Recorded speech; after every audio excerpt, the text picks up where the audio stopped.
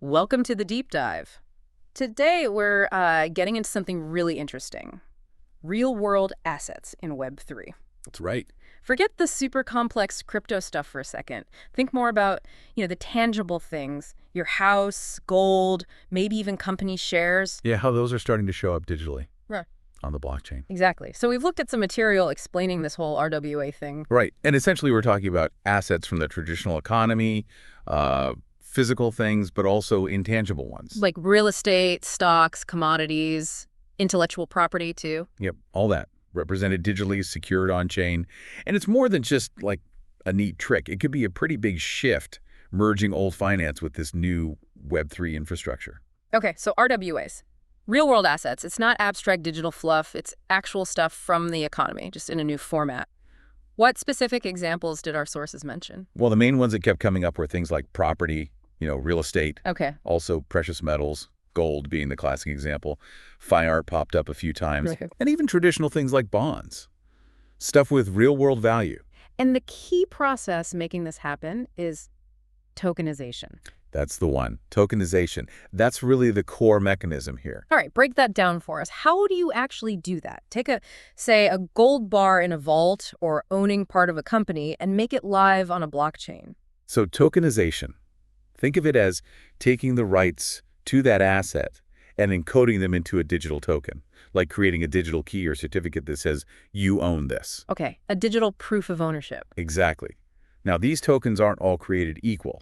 Our sources point out the difference between fungible tokens. Fungible, meaning one is the same as another. Precisely. Often using the ERC-20 standard, Perfect for assets where each unit is identical, like gold or bonds. One token represents the same amount of gold as any other token. Got it. Like 1 gram of gold is interchangeable with another gram. Makes sense for standardized stuff. But what about unique things? Like you mentioned art. A specific painting isn't interchangeable. Exactly. And that's where non-fungible tokens come in. NFTs. Ah, NFTs. Right. They're designed specifically for unique assets. A particular piece of art, maybe a specific plot of land. Each NFT is distinct, carries specific info about that asset, its history, who owns it. Okay, so you tokenize it, fungible or non-fungible depending on the asset, and boom, it's on the blockchain. The sources talked about some big advantages here. What stands out? Yeah, several big ones. First, global trading. Suddenly, geography isn't such a barrier. Right. Someone in Tokyo could buy a piece of property in London, potentially. Potentially, yeah, without all the usual hurdles and middlemen. And second, maybe even more impactful for, regular people. Fractional ownership. Ah, yes. The sources mentioned owning just a percentage of a building. That feels like a game changer. It really could be. It breaks down these huge assets into smaller chunks. Suddenly, investing in things like commercial real estate or maybe expensive art isn't just for the super wealthy. It makes it more accessible, democratizes it, kind of. That's the idea. Yeah. Lowering the barrier to entry. And then there's the whole 24/7 market aspect. Unlike the stock market closing at 4 p.m. Exactly. Blockchains don't sleep. These assets can potentially be traded anytime, anywhere. Plus, you get that transparency from the blockchain ledger. All transactions are recorded publicly, immutably. Which reduces the need for some of the traditional intermediaries, Yeah, potentially cutting costs. that's the hope. More efficiency, lower fees. So it's really about making these established assets more accessible, easier to trade. Why is this merge, this convergence, considered so important for finance overall? Well, if you zoom out, it's connecting two worlds that were pretty separate until recently. Traditional finance TradFi and decentralized finance DeFi. Right. Our sources gave examples like using tokenized real estate as collateral for a loan settled by a smart contract. Instead of going through a traditional bank loan process. Potentially, yeah. Or using tokenized gold as collateral within a DeFi lending pool. It's blurring the lines. That does sound like a much more connected financial system down the line. And what about liquidity? The sources mention assets like fine art or farmland are often hard to sell quickly. How does tokenization help there? It comes back to that fractionalization point. Okay. If you have a, say, multi-million-dollar painting, finding one buyer is tough. But if you tokenize it into 1,000 pieces... Suddenly there are potentially 1,000 buyers who can afford a piece. Exactly. It dramatically increases the pool of potential buyers and sellers, making the asset more liquid. You can sell off a fraction if you need cash, without having to sell the whole thing. That makes a lot of sense. And for people already in crypto, this gives them a way to diversify, right? To get exposure to non-crypto assets, but stay within that Web3 ecosystem. Precisely. It broadens their investment options significantly.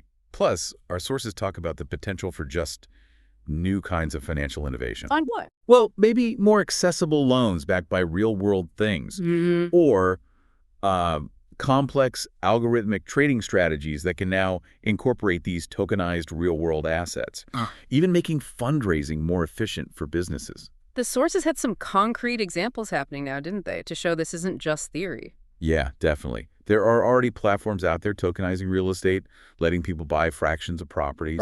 Yeah. We see tokens like PAXGOLD, PAXG, where each token is backed by actual physical gold held in vaults. Well, it's directly linked. Directly linked, yeah.